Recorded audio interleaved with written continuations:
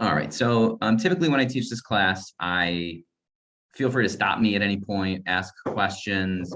I usually will just make it a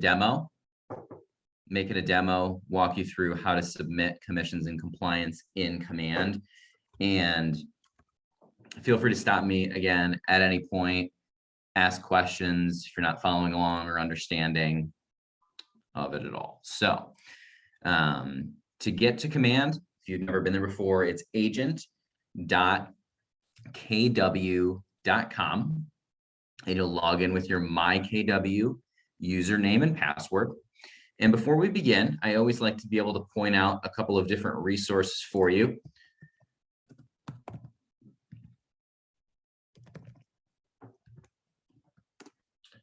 If you're an Elevate agent, www.kwstrongsvilletraining.com.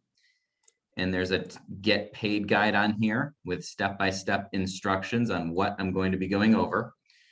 Legacygroupguide.com, commissions and compliance, get paid guide, and I believe it was recently updated with what Dee Dee and Lynn are going to be asking you to do. So I'll throw those links in the chat. Ashley, Lynn is doing specific small group meetings. So I believe at Legacy they're doing a test group because they haven't fully done much with Command and commissions at Legacy.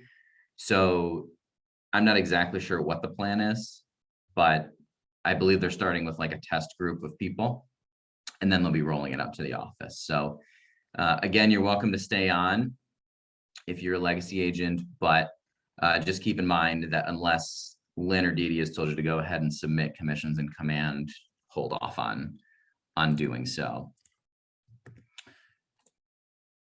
And feel free to unmute yourselves to turn your cameras on, whatever you'd like, whatever you're comfortable with.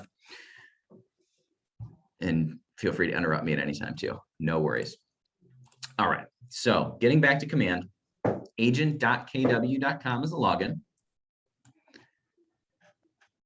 And this is the Command home screen if you've not seen it before.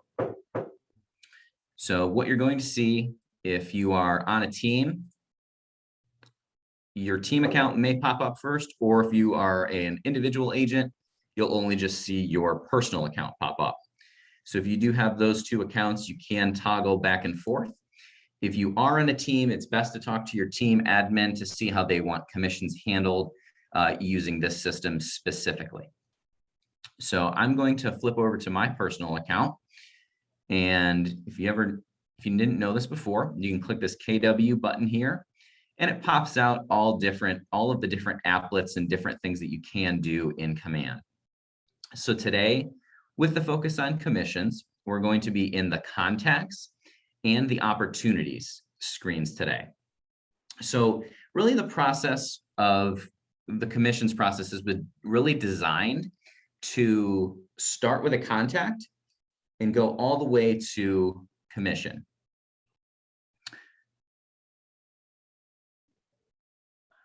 Ellie in the chat, I'm an admin on a team. Would I do these underneath the team or on my own? Oh, hey, Ellie.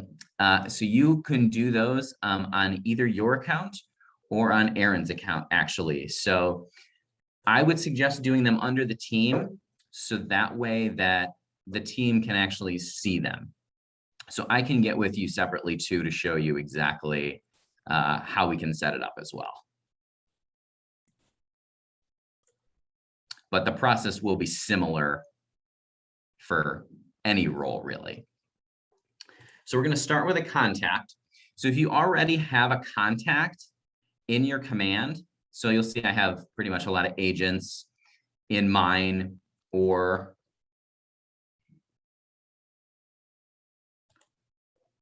I also have like some test groups.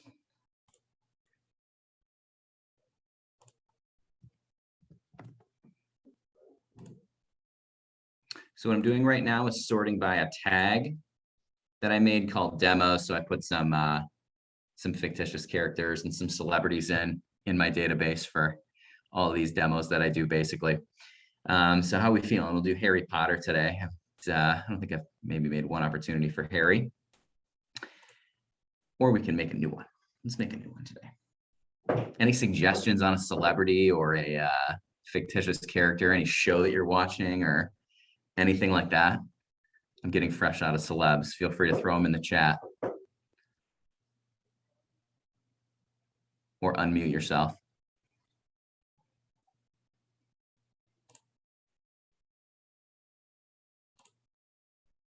No celebs, no fictitious characters. All right, maybe we got one.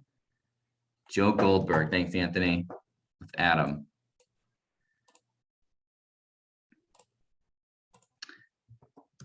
Anthony is watching You apparently. I haven't started the 3rd season. I hope it's good. So when you're adding a contact in your command, you want to make sure that you put as much information in there as you can.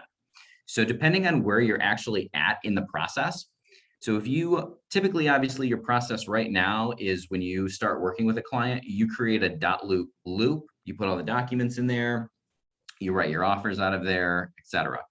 So really the way the system is designed is to make sure that you have your contact in your database first. And then when you start working with the individual, that's when you turn them into an opportunity, which I'll show you how to do shortly. So let's put Joe in here. Let's put Joe at 123abc.org as an email. Now, email is not a required field, but it's a very important field for you to build your database later on. So if you're only using command to submit commissions, at worst case, what you're doing at the same time is also building a database of your past clients while actually submitting the commissions. The more information you have, the higher the database health score will be. So just put the market center number in Strongsville. You can select a lead source, where it came from, if you'd like. So if we met Joe door knocking, you can mark him as a lead. And you can put a specific tag. So is Joe a buyer? Joe might be a buyer. And we can create any other tag that we want. So we could, if we met Joe at a church group or something like that, you could tag him church. I'm going to tag him as a demo, since he'll go in my demo account also. And then you can add more information as well. Additional emails, additional phone, street address. You'll eventually want to put the address in there. Now you can do that later in the process. So if they are a buyer, obviously they're going to be getting a new address at some point throughout the process. So you can always add that address later. And I highly recommend doing so because you can send out specific smart plans with neighborhood nurtures so they get home value information, recent sales in their area. And it's just another great touch for you as an agent just to stay out in front of them and to be able to gather referrals. So the more information, again, that you have in here, the easier things will be for you to market later on to your database and to this client specifically. And I'm going to go ahead and click on create. Oh, won't let me add another phone number. So I'm just going to leave phone number blank. Okay. Since I already have that number in my database, apparently. All right, so we're creating Joe as a contact. Now, you can create an opportunity in one of two ways. So you can go and find Joe in your contacts. You can search. You can search for Joe. Then we can click on his contact card. So this is the contact card that you'll see where you can really do a lot of things for each individual person. There's a lot of ways to do things in bulk as well, but that's more of like a smart plan or campaigns class. So what we're going to do, if we wanted to edit any information for Joe, this is where we would click this pencil, and basically that same thing would pop up to edit or change any information that we've already added. The timeline, opportunities, smart plans, tasks, notes, and saved searches. So saved searches is a really cool function where you can basically get pretty much live time MLS data and send specific information to your clients. And it's basically like a search directly from command. And anything that they click on or anything that they see, you'll be able to see it in your timeline here. But since we're focusing on commissions today, we're going to turn Joe into an opportunity. So, and as I mentioned before, there's two ways really to do this. You can go to the contact card here and click create opportunity, and this pop out will come up, or you can go to the opportunities tab here. I prefer doing it in the contact card because I think it's a little bit easier, but everybody has their own preference. So you can click create opportunity. And if you're on a team, you'll select your team. And my team is just a demo team, of course. Opportunity type, listing, buyer, landlord, or tenants. You're going to want to make sure that that is indicated. And this is where you'll type in the client's name. So let's type in Joe. There's Joe. And if you do have a co-buyer, so if Joe had a spouse or significant other that you wanted to include, the best recommended practice is to create a contact for each individual who's going to be purchasing, because chances are they have a different email address and a different phone number that you'll be able to add to your database and send different marketing pieces to. Like, I mean, I know my wife personally looks at that stuff more than I do. So, you know, maybe Joe's not the person to pay attention to it. Maybe if, I think I have Kim Kardashian in here. If Joe was married to Kim Kardashian, maybe Kim is the one that's going to be like, hey, Joe, we need to use Stephen Thompson as our agent. So keep that in mind. It's a good practice to get into. Additionally, the opportunity name. So the opportunity name is an important thing for several reasons, because this, if done correctly, if you have not yet created your .loop, the opportunity name, if you actually create the loop in command, which I'll show you momentarily, the opportunity name will be the name of the loop. Now you can go back and change it, but the reason that you would want to create the opportunity before you create your loop is because creating it through command creates what's basically a backlink, and these two systems talk to each other. So if you were to just go into .loop and create a loop as you normally do, in order to get documents easily into command, you'd have to download them to your computer and then upload them to command, as opposed to it already syncing and the documents already pretty much being available in live time, which I'll show you. So we'll just say Joe Goldberg is going to be buying Strongsville office. So I always put the buyer or the seller's name and the street address. You plug in your estimated closing date. So let's say that in this case, we already have Joe under contract, and he's going to be closing November 16th. So time frame, what you would use for this is if Joe hasn't found a property yet, for example. Joe wants to buy a home and he's looking within the next 6 months. So in that case, or if he's actively looking, you know, he wants to buy within the next 3 months, you can change the time frame to that. Let's say his budget's $300,000. Now the budget field is not a required field when you go to plug in the opportunity. The reason that you would plug it in is because, I don't know if you can see on the side, kind of grayed out, it gives you what your potential income can be based off of the information that you plug into the opportunities. So as you go through the opportunity pipeline, which I'll show you in one sec, the higher the probability that the deal is going to close. So then it will adjust your potential income and your probable income based off of those factors. So an important note here on commission rate. Now, if you have a situation where it's a 3-2 commission or something like that, the system does not allow a 3-2 for you to put 3/2 in it. So I always recommend putting 3% in, no matter what the commission is right now, because we're going to change it later. Basically, this field specifically, this commission rate, all it is a placeholder, and I'll show you how it'll tie together at the end. The opportunity phase. So these are your phases and stages that you can track your deals in. So let's say that since we already have Joe under contract, let's say he's active and we're in the negotiation stage. Now, there are different stages under each phase: appointment, cultivate, active, he's searching, showing, negotiations. So we'll throw him in negotiations. And we're going to go ahead and click on create.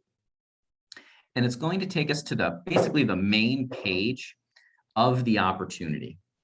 Now, again, if you have a property already under contract, the first thing that you're going to do is you're going to make sure that you add the property using the Google geolocating tool.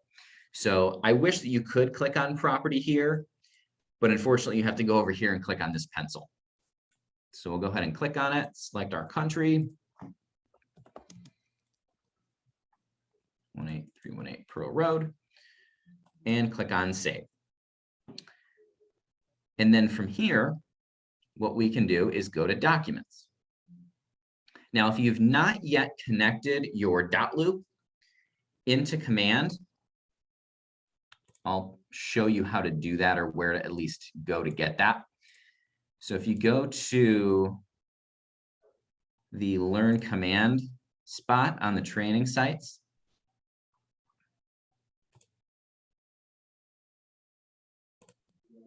training guides and resources, command settings, connect your dot loop account with Command. And it's going to give you a step-by-step on how to do that. So I'll throw that in the chat also. So that would be a good link to save if you have yet to connect your dot loop to Command. So what you'll see here is you have different documents, which is what you'll see: buyer agency, pre-approval. Under here you have consultation, under contract, and closed. So basically the way to think about all of these documents are they're just like mailboxes. The documents aren't physically there until you put them there. I hope that makes sense. So basically, if I had a document that a client hand signed, let's say I met with a client in person and Joe hand signed his buyer agency agreement. I'm going to click browse on my computer and upload that document, and it's there. So again, the way to look at these is they're basically just like mailboxes. So what we can do is click on start a transaction. Now, if you have dotloop or DocuSign enabled on your command, you'll be able to create a transaction in either signature platform. So Command isn't the signature platform that you're using. Command is just the compliance, basically placeholder for your documents. DocuSign and dotloop are where you would actually gather the signatures, or if they're wet signed or another platform was used. So if we select dotloop is where we want to start our transaction, I'm going to go ahead and select my profile. And in the background, Command has created a loop for us. So now I'm going to click on go to transaction, log into dotloop, and boom, there it is. So you'll notice that they're blank originally to come in. So one of the first things you're going to want to do is add your templates. So let's just use conventional purchase, select all, copy. And what you'll also want to do is go into view details and make sure that you search by address or MLS number to actually tie it to a property to get everything pre-filled. Since ours is a demo, I'm not going to do that. So let's pretend that we have all these documents. They're already signed. They're all ready to go. We want to submit them for compliance. We'll go back to command. And now we're going to attach files from dotloop here. And let's go to the under contract section. And all the documents are right here. All you have to do is just match them up to the appropriate spot. So if I'm looking for the affiliated business arrangement disclosure, where did that go?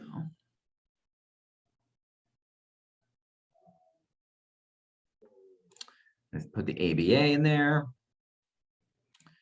Agency disclosure right there. So you go through one by one and get all of the documents into their proper folders.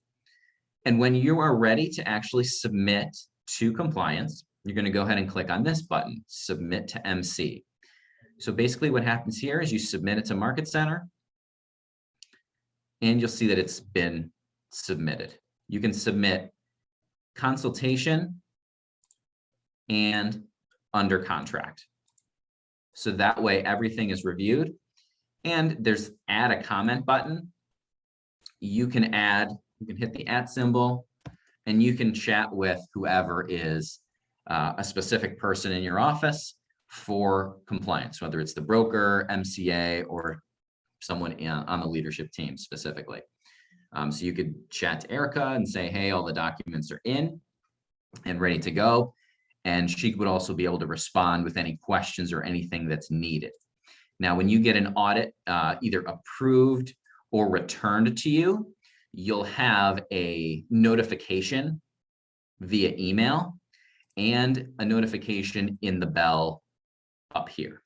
So you'll be able to go back and handle any additional items that are needed with the compliance documents. Feel free to unmute yourself or chat, but are there any questions at this stage of the game? I have a question. Sure.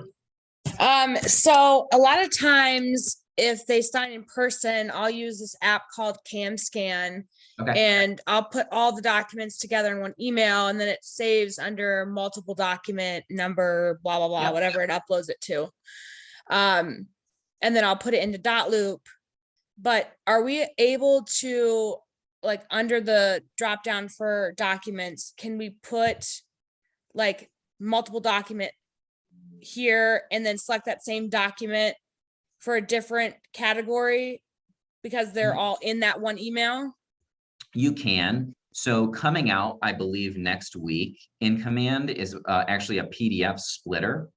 So once you put something in, you'll have the ability to split each document, if it's in a multiple document stack like that, into individual documents. So you will be able to put them in each section. Okay. And But that'll for be now, you're able to use, like, this first one, I could use ABA disclosure, and the second one, just for kicks and giggles, I could select ABA disclosure and it would allow me. Yep. Okay.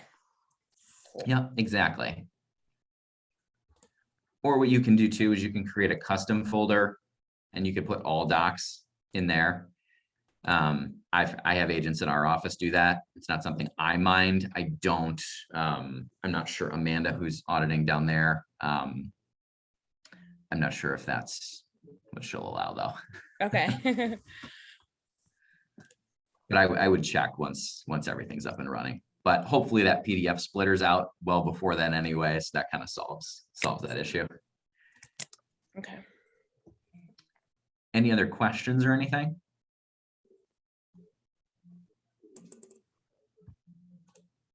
All right, so I'm going to move on to the commissions part. So in order to submit a commission, you have to have at least one accepted offer. So we're going to click on Add New Offer. Now, the reason the Offers tool is here is because this tool, you have the ability to be able to send offers and information to your clients. Now, you could break down, if you have a listing, you could break down all the offers that you received and send all of them to your clients via email for using this tool. I haven't seen many people, frankly, using it in that fashion, but I just want to make sure that you're aware that you can use it for that. And that's really the way that it's designed. So if all you want to do is submit the commission, you can name the offer anything you want. We could name it Joe Offer 1. We could name it whatever we wanted. It has no effect on anything, especially if we're not sending it to clients. So we're going to go ahead and click on Create Offer. We're going to plug our offer date and our close date in. So let's say close date is November 16th and property address. Select Pro Road, and we're going to go to parties. So let's say that Mercedes is the seller. Sorry, I forgot the date, didn't I? Mercedes is the seller. So all you need in here, you're welcome to fill out as much information as you want. However, the only things that are actually required is anything that has the red asterisk on it. So the seller's name, buyer's name, and you as the agent, or if you're an admin, fill in the agent's name, and the co-broke's name. So let's use Stephen as the agent. And that's all we'll need. Terms, you can get as crazy as you want on this page, but really the only thing that's needed is just sales price.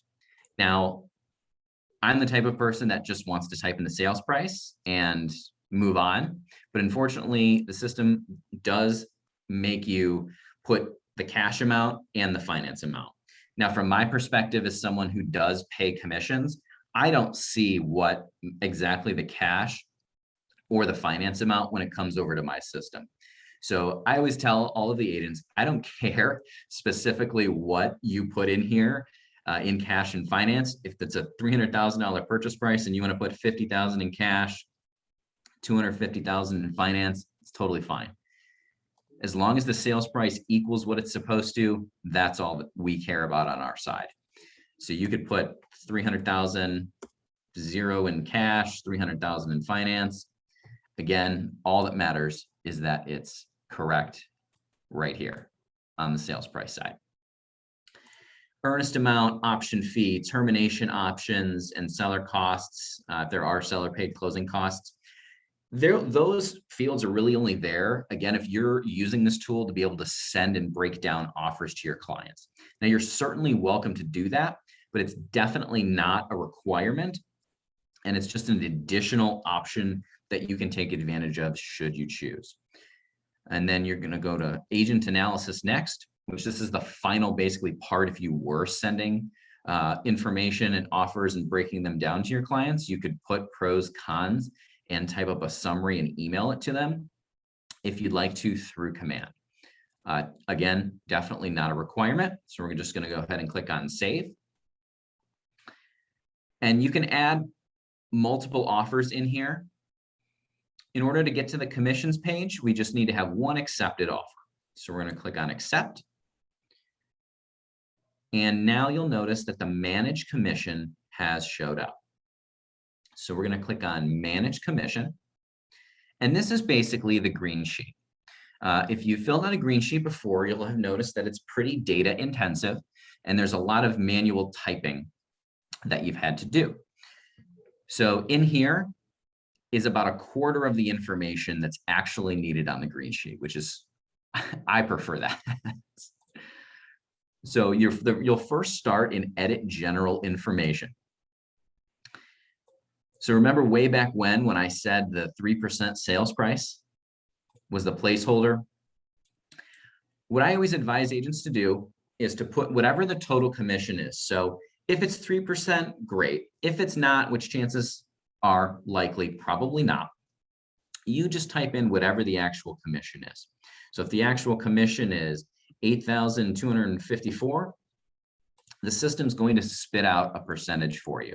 So I always advise not to actually mess with the percentages unless it's an easy percentage, a round number. If the commission's 6,572, it's going to spit out that. So let's just roll with that number for now. And then we have to plug in a contract date again. So let's just say it was October 1st. And then we're going to click on Save Changes. So here's where the real fun begins. So what you'll see here is you will default as the actual agent. You're going to edit agent payment. So what you can do in here, let's say that Stephen and I are going to be splitting this. Actually, Stephen's not in my office, so I won't be able to pull you up. Let's see.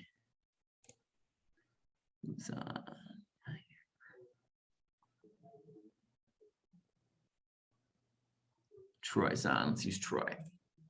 So let's say Troy and I were sharing this deal together, and I'm going to take $2,000. That's my commission, but I'm going to take the full unit.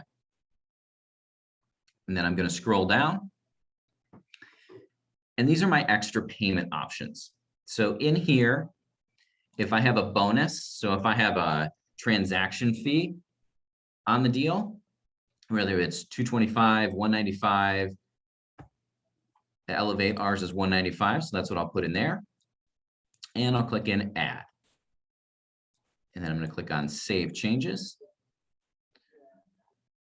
And then since we don't have all of the commission actually allocated yet, we're going to click on Add Another Agent.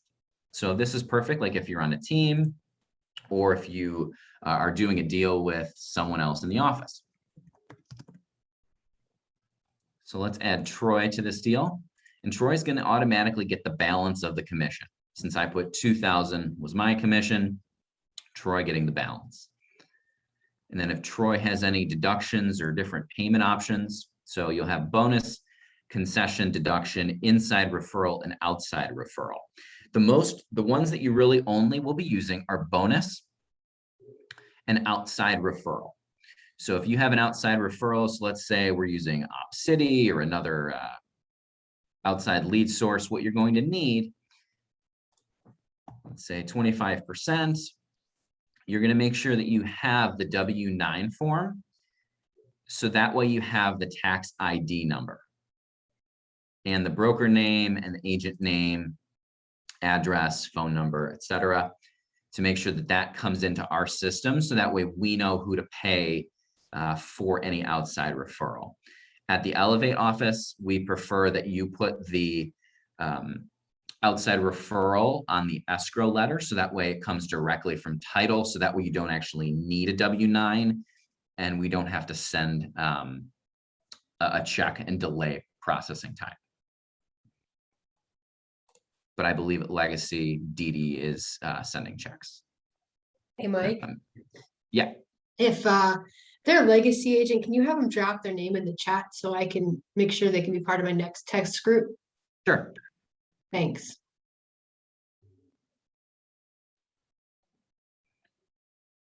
Any questions about adding a bonus or a deduction or anything along those lines?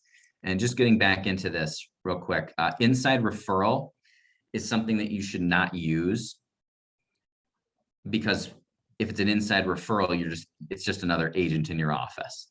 So what you would do is just add another agent right here.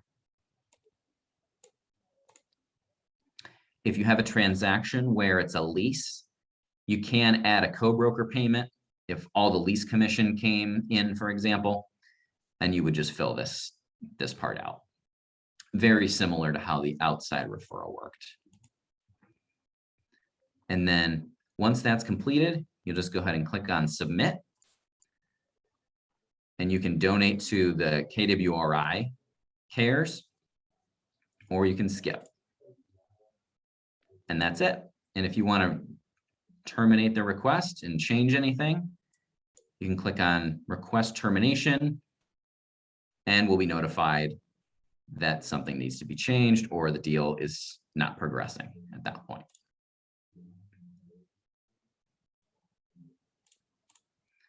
So that's basically how you get to the submitting the commission in command. What questions do we have? Is there anything you want me to go back over? Anything at all? Feel free to unmute or chat.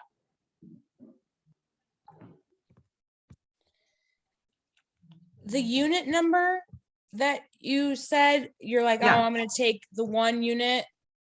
What does that matter as far as, numbers are concerned? Like, can you do like 0.5 and 0.5? I mean, does it really matter? Oh yeah, you absolutely can.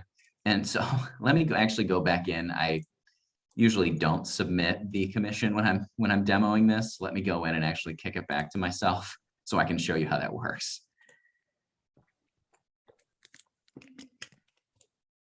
Okay.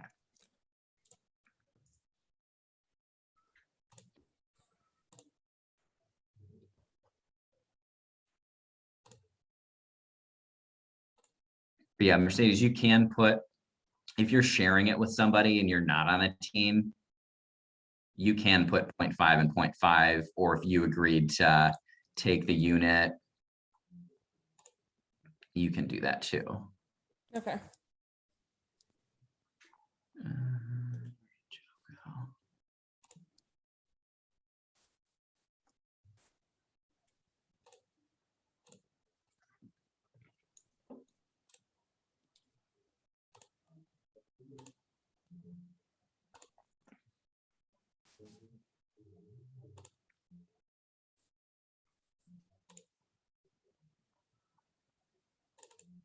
Oh, it didn't unlock it, but basically what you can do, and let me just pop into another commission just to show you.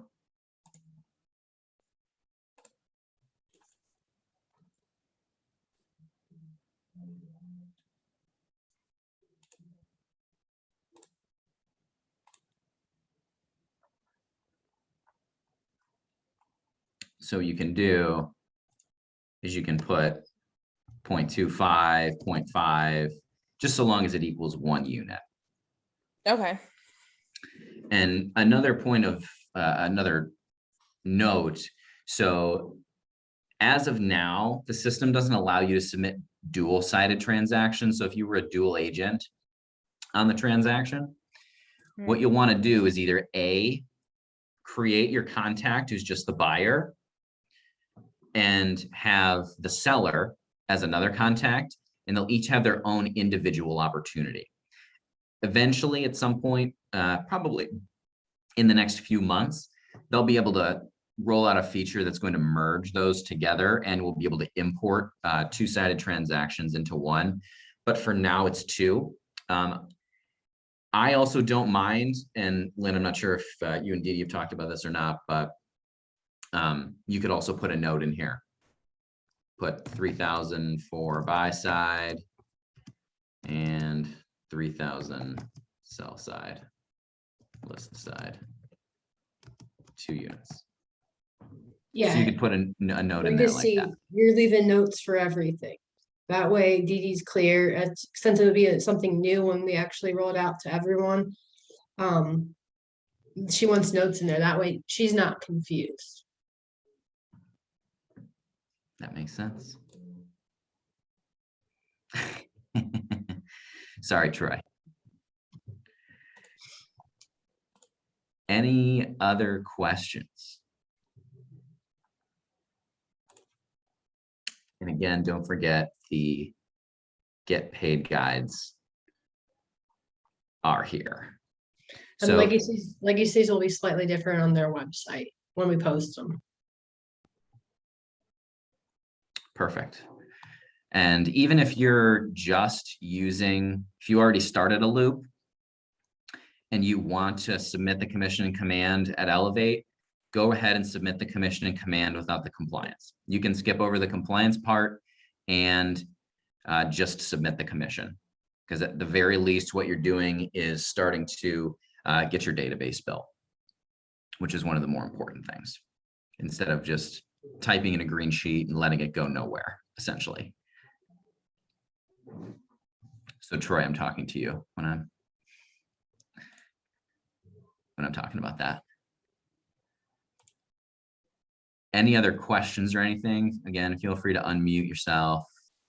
Or if there's anything else you want me to go over, review, I'm happy to.